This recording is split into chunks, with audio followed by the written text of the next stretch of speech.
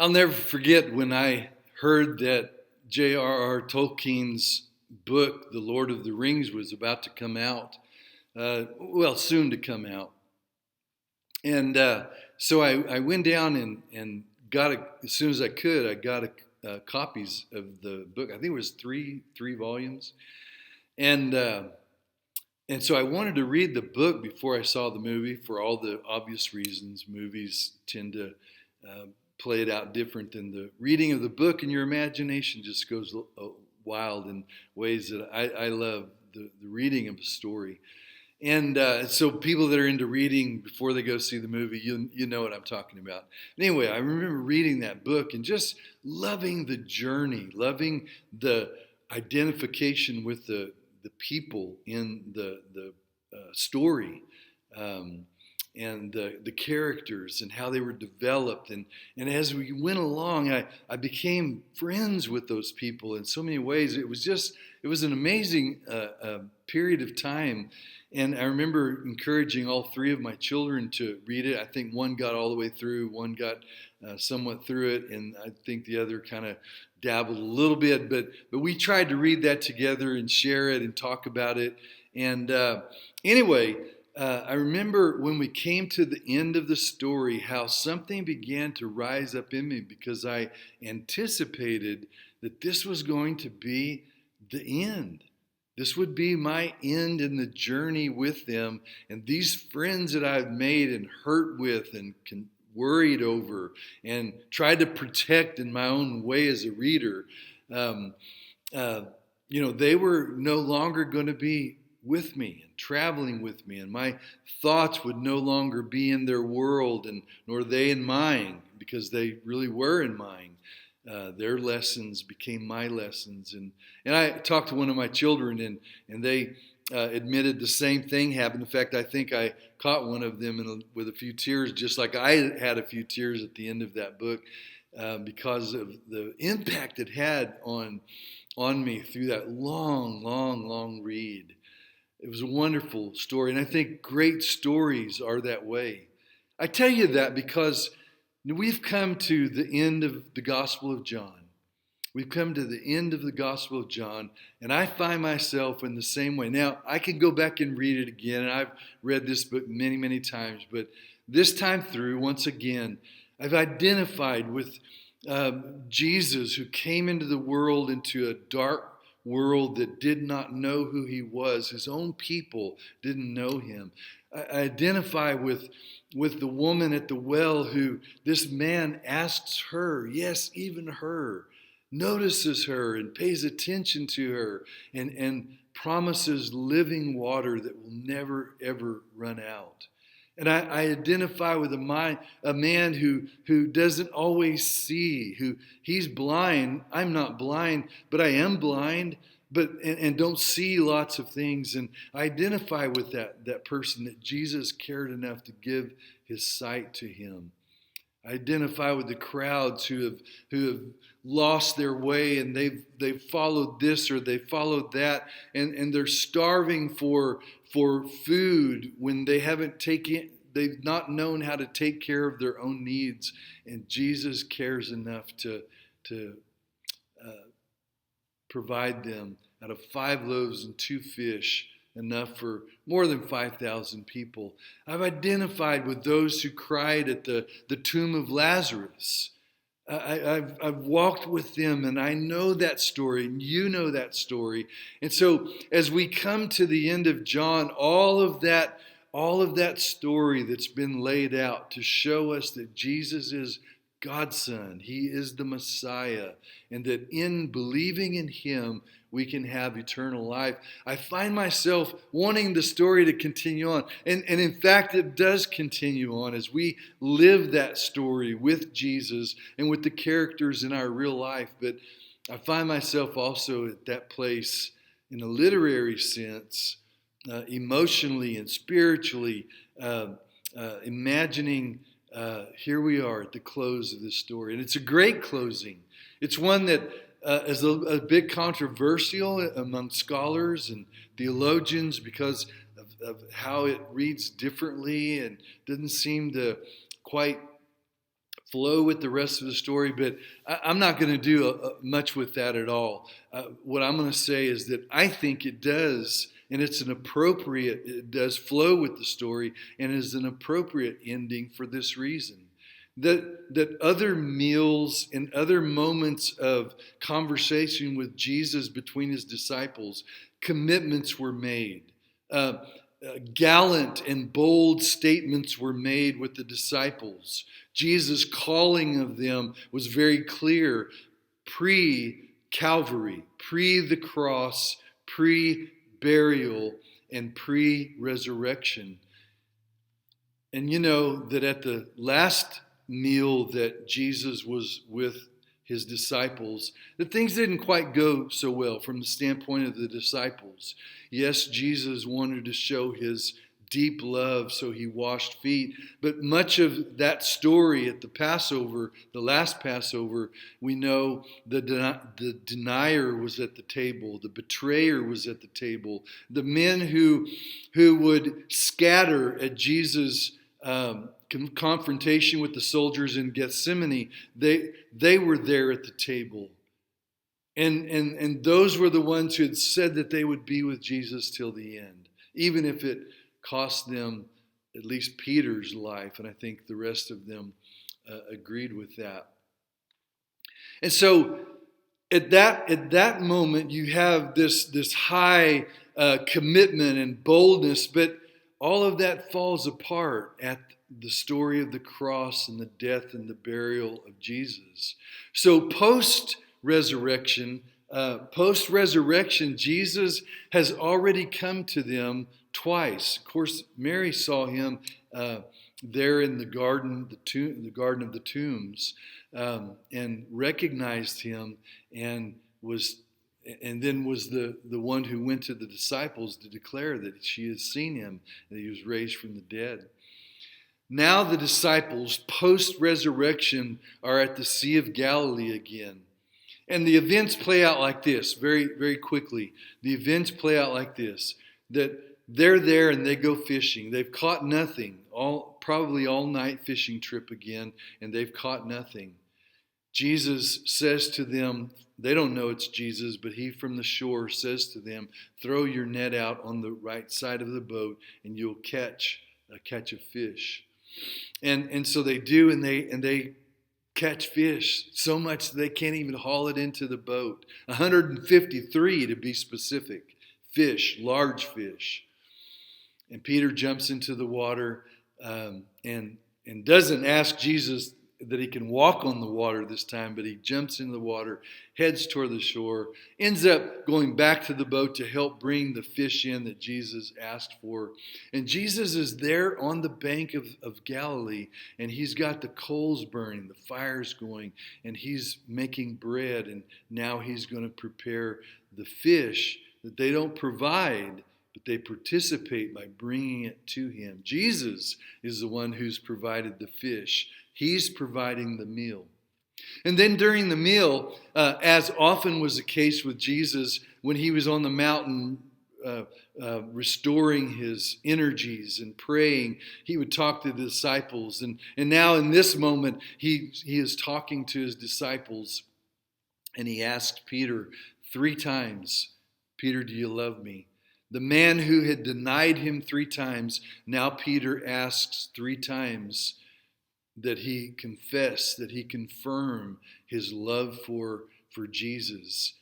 Very uncomfortable circumstance. Would be for any of us. It would be, I know, because I've been there. And my guess is we've all been there. We've been the one who boldly said that we would be with Jesus forever and that we would stand by his side no matter what it costs us. And in the moment of crisis, in the moment of truth, when we've needed to stand boldly, we've not been able to. I know that place, very uncomfortable. Yet Jesus knows that for the benefit of Peter, he needs to ask that question. And Peter needs to make that confession once again. And Peter does. Very uncomfortable moment for Peter, and yet a very needed moment for Peter and for Jesus to shepherd him into a renewal of his um, participation in this community that's going to go out into the world and tell this story. And then the last thing that happens is that Jesus alludes to the fact that Peter, yes, indeed, will follow Jesus to the end, and to the point that one day he will die. Others will take him and lead him where he does not want to go, and that is an allusion to Peter's death.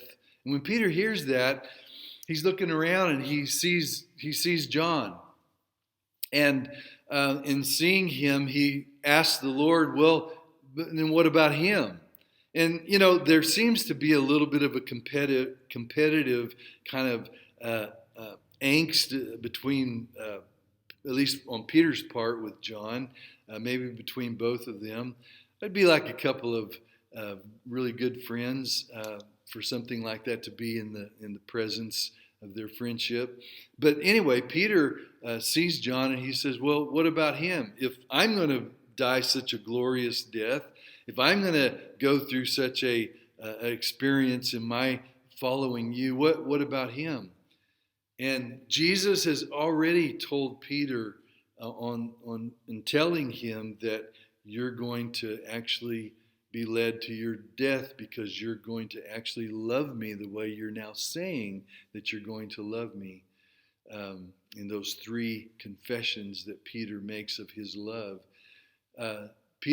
Jesus has said to Peter, you're going to follow me.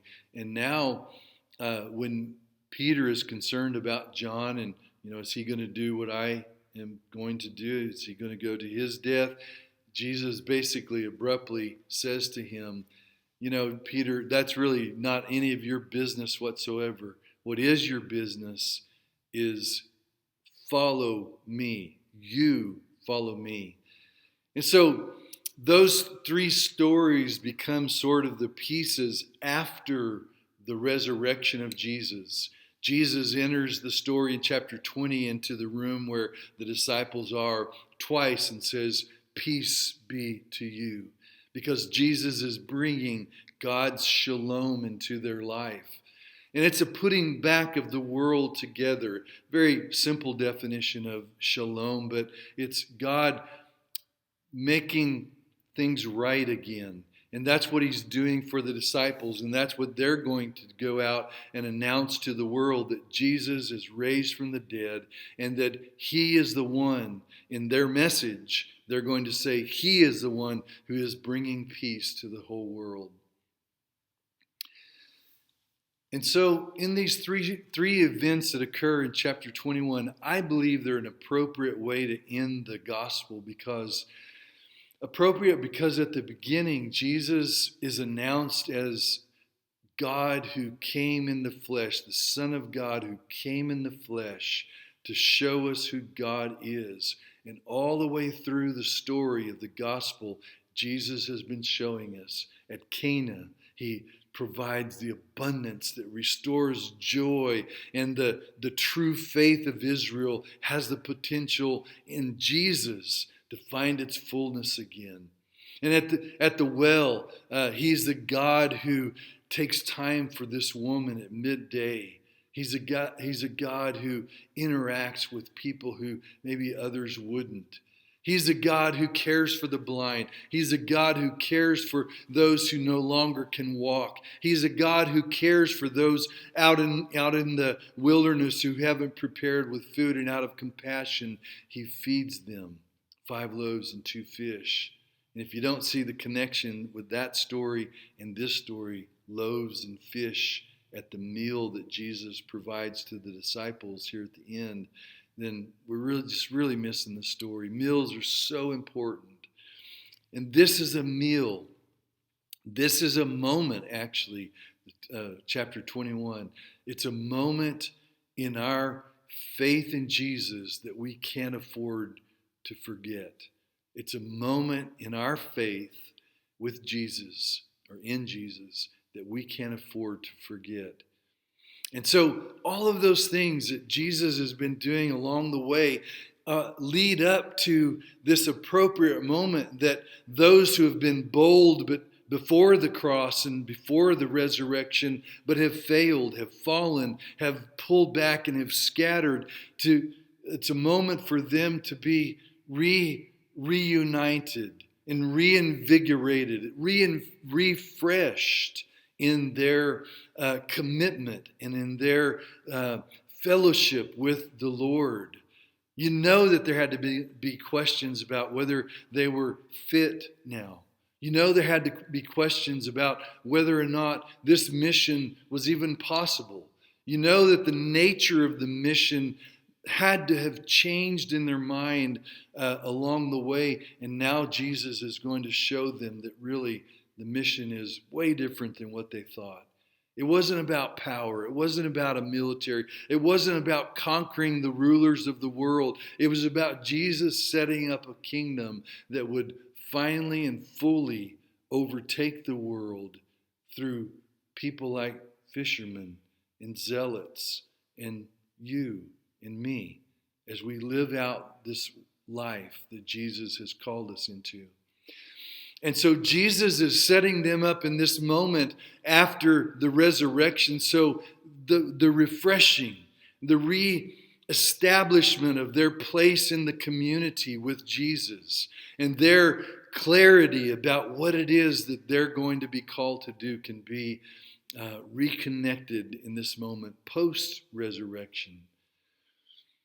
I really believe that this is a story that has to be told to, number one, to people who get what Jesus is doing and who need strength to know that Jesus provides us with the fellowship meal at which he invites us and sustains us, and that he continues to remind us of our commitment, and he reminds us of our calling, and that is to follow him no matter what.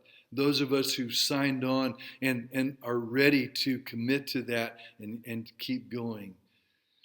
We are also people, though, who know very well, and I think this is probably the context of the first readers of John, we're also people who know well what it is to want to do those things, but know that we've had our moment. I mentioned this a little bit earlier, but we've had our moment where we've been bold and we've been vocal, and we have said with courage that we will be there with Jesus in every moment where he needs us to be, to stand up faithfully and to speak for him, and then we haven't. We are those people who didn't know where the next meal would come from, that we didn't know how to feed the multitudes.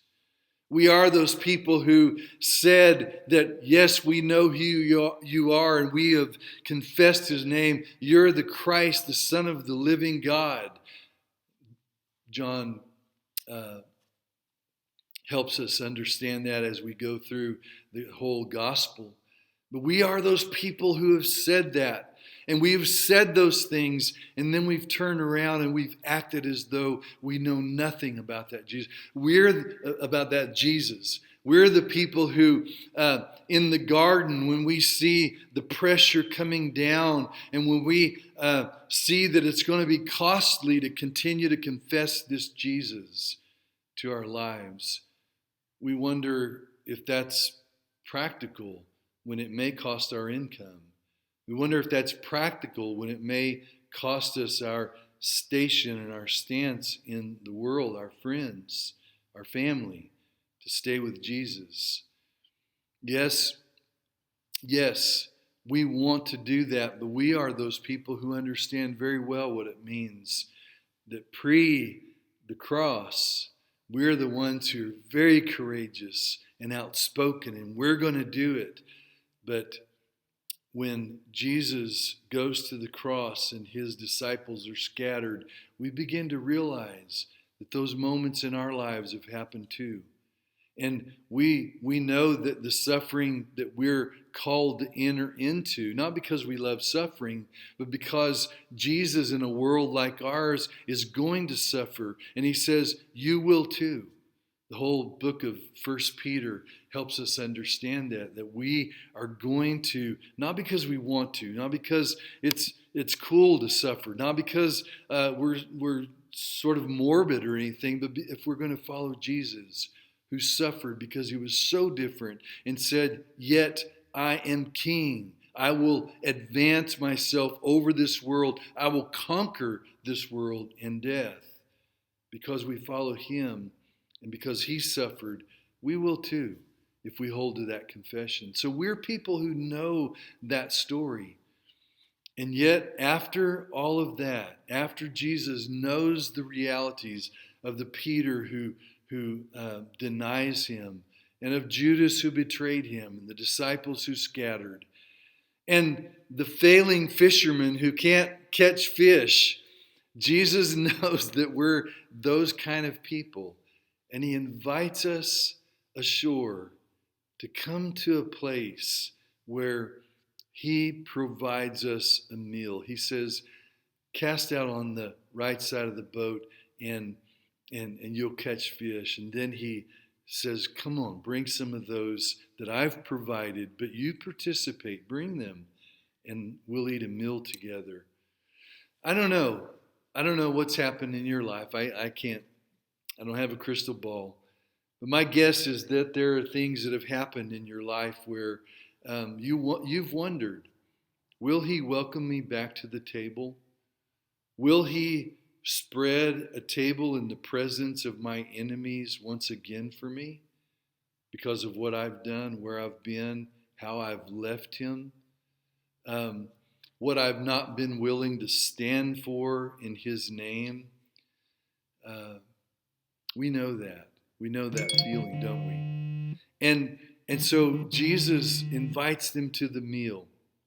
And a meal, let me be clear about this, a meal is more than a meal here. Because the history of the Bible, the whole biblical narrative lets us know that this, in ancient Israel, and I think it's carried over into Jesus' understanding as well, that a meal had the idea of extending friendship to someone. But it also had a way of instantiating, establishing an obligation or a commitment on the part of the parties that are sharing in the meal. In fact, that is very true of the Passover meal. Jesus, when he establishes himself as the core of the Passover meal that last night with his disciples, saying, "This is my body, this is my blood. Take this in remembrance of me," thankfully. Jesus is, yes, saying, "You are my friends. I've invited you to this table. I'm sharing here as a friend would his comrades." In chapter 15 of John, he had called them friends, and now he's sharing a meal. But it's also a place in which he wants to know their obligation or what they're willing to obligate themselves to or commit themselves to. Several things are involved in that, but at least those things are part of that. And so here in this moment, it's a renewal of their knowing that they've been embraced again after they've run and after they've denied and after they've showed themselves inept to catch fish. Jesus is going to send them to catch men. Will they be able to do it? And Jesus embraces them and pulls them into the community. And then the second thing is that Jesus knows that we need to he calls us initially to make our confession that he is the Christ, the Son of God. But Jesus knows that we need to continue to make that confession. And I love this about the church, is that we have within our liturgies and in our worship services, we have moments where, whether it's in song or prayer or actual reciting of our confessions, that we're reminded in those confessions that we believe that Jesus is the Christ, the Son of God. And that in saying that we're saying more than those words about who he is, but what we're willing to be for him, our commitment, our sense of obligation to the one who's come into the world to give us life again. And so Jesus, to the one who had denied him 3 times, now says to him 3 times, Peter, do you love me? And Peter hangs in there and says, yes, Lord, yes, Lord, yes, Lord. And Jesus says, Peter, I want you to feed my sheep. I want you to feed my sheep. Follow me and take care of my lambs and my sheep. And I know there's a lot that can be said, and there's a lot of dispute in terms of, was Jesus saying real love, and was Peter saying, what kind of love? I have favor for you, or I'm on board a little bit, or it's more of a friendship love. I know there's a lot of tricky things that we can do with those words. For the most part, ones that I have read in recent years, and in fact for many years, say that Peter and Jesus are saying the same thing. There's no play on the words necessarily. And if there is, then go ahead and follow that line of thinking. But what we come to at the end of the day is that Jesus knows that our confession matters. And that's why when we come to a meal, say communion, the Lord's Supper on Sunday, the reason why it's so important for us to do that regularly, however regular that is. Jesus said, as often as you do this. Paul said that we do that in remembrance of Jesus. Jesus said, do this in remembrance of me.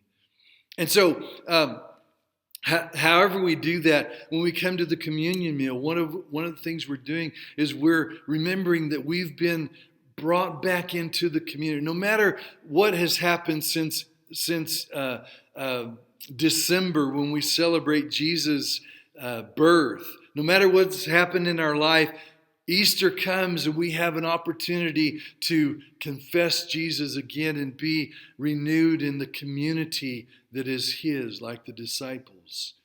But more than that, some of us on a weekly basis, others periodically, however we've scheduled that out, as often as we do this in remembrance of who Jesus is and that we confess Him as the Christ, the Son of God.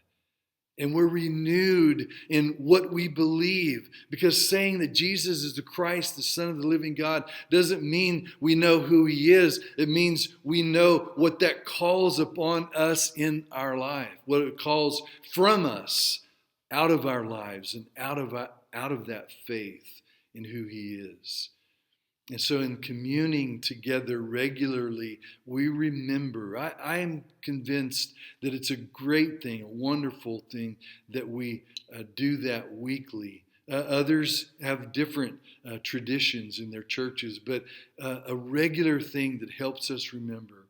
And then the last thing, and I mentioned it already, but we'll go to it, and it rounds out this story of eating with Jesus over coals of fire, that would remind Peter of the last time he was over coals and a fire that warmed him. He denied Jesus, and now he confesses Jesus, says, yes, Lord, I love you. And Jesus says, then do the thing that I've called you to do, because my church will be awaiting your care over them. They too will run into difficult times. Keeping the faith alive and burning in the hearts of the people is the commission that Peter there is given. And for all of us to care about the church that way is our calling as well.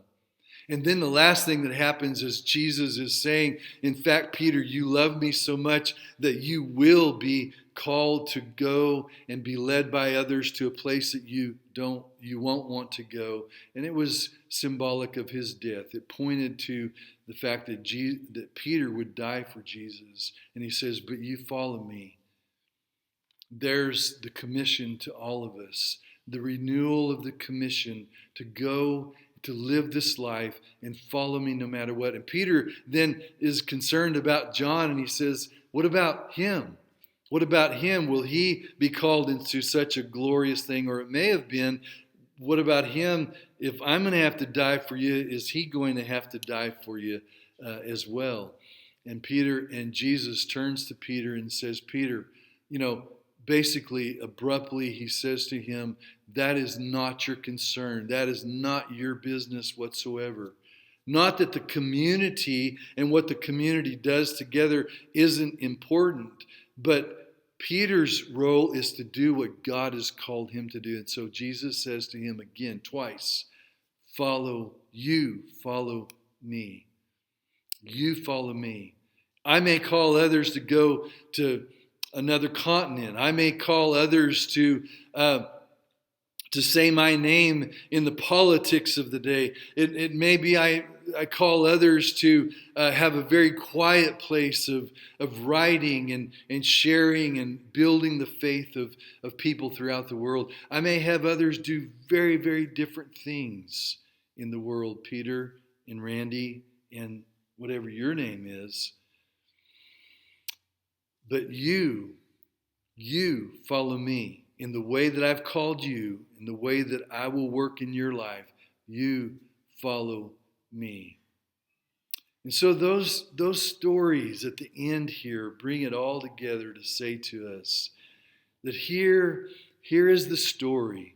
Here is the events that we just can't afford to forget. That Jesus has called us to a meal that anticipates the meal that awaits us at the end of time when Jesus will gather all of his people at the table. And Matthew indicates that he will serve us there. And so we've been called back to the table.